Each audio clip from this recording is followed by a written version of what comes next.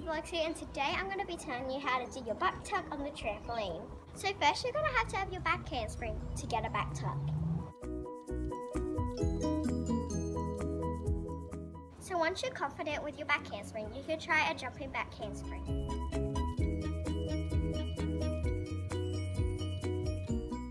Once you're comfortable with the high back handspring, you can try to do a back handspring but with no hands. Make sure you whip your legs over fast so you get a good landing.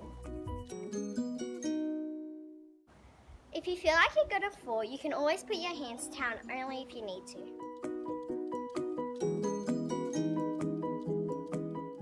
Now we're going to do a tuck jump drill. Now if you can do everything, you can try to attempt your back tuck.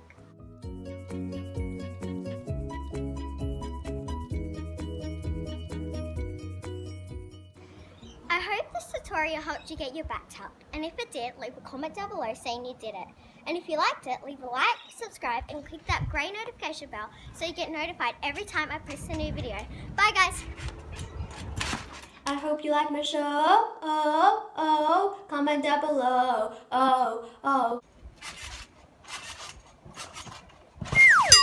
Don't forget to subscribe, and leave a like. Bye.